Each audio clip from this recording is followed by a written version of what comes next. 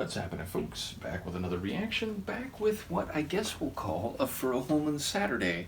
Indeed, apologies, I meant to react to this yesterday, which would have made it a proper Furuholmen Friday, but I ended up not doing any videos, so we're here to do it a day later, and that is to say, Magne's version of Dragonfly, or a version where he is on vocals. This is a song he wrote, which eventually featured on the album Lifelines, and tomorrow I'll be reacting to the demo Aha version, so I felt like this would be appropriate to do beforehand. So in any case, apologies, it's coming 24 hours later than I originally intended.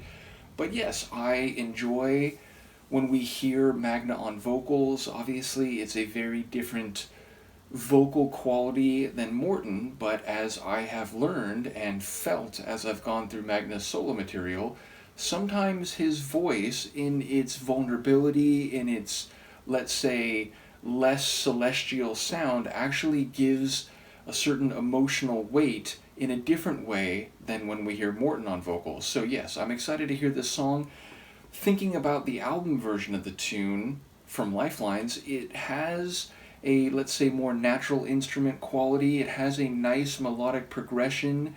It feels relatively light, meaning it's not a big, powerful tune in terms of the sonic configuration. It's not particularly heavy either. I suppose maybe you could view that in light of a Dragonfly and the way it flutters through the air, but either way, it's definitely one which has a natural instrument atmosphere, meaning it doesn't sound particularly electronic. In any case, let's hear Magne's recording of this. This is Magne Furuholmen doing his version of Dragonfly, a song that would eventually be featured on the Aha album Lifelines.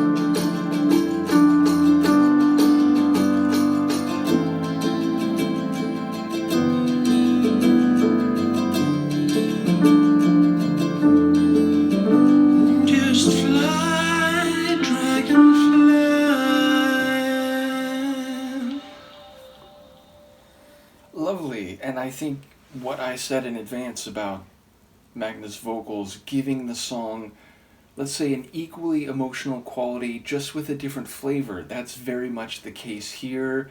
And the lines that speak to commitment even in the face of adversity, or the the character of a dynamic in the world between people, I think it hits very powerfully and with a degree of humility, which is to say, or which is not to say that Morton and his performance of these lyrics doesn't have a powerful emotional resonance. I think it absolutely does, but here it just feels like there's more of a delicate quality, and I think again Magna's vocals, which are actually very sweet and melodic. It's not that, he sings in a way where it's like, it sounds like an everyman. It sounds like anyone could sing this way. I certainly don't think that's the case.